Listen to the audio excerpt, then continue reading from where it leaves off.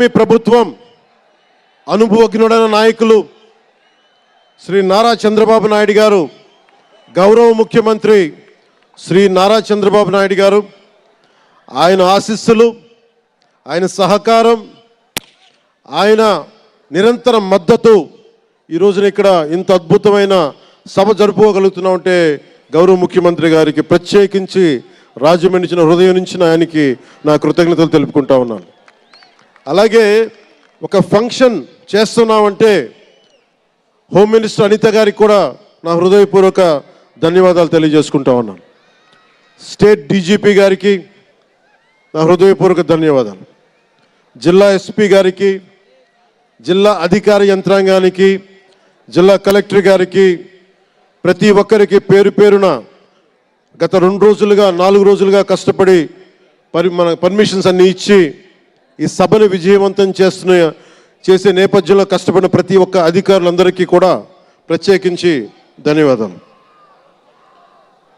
అలాగే వేదిక పైన ఉన్న శ్రీ కందుల దుర్గేష్ గారికి, గౌరవ మంత్రివర్యులు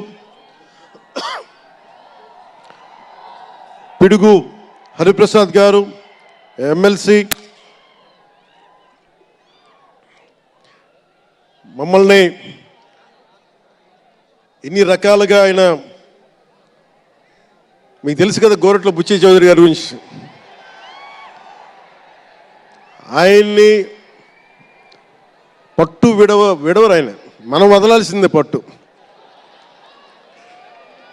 అలాంటి గోరంట్ల బుచ్చయ్య చౌదరి గారికి మనస్ఫూర్తిగా నా హృదయపూర్వక నమస్కారాలు. అలాగే యువరక్తంతో రాజమండ్రి రాజకీయాల్లో ప్రజలకి నిరంతరం సేవ చేద్దామని చేస్తే ఆదిరెడ్డి వాసు గారికి నా హృదయపూర్వక నమస్కారాలు.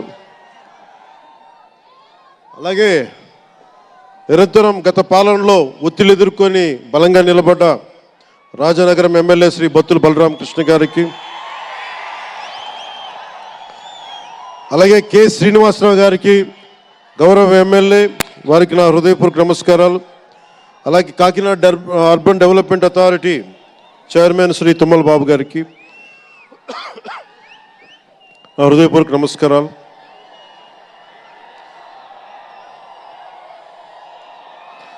అలాగే నటులు శ్రీకాంత్ గారి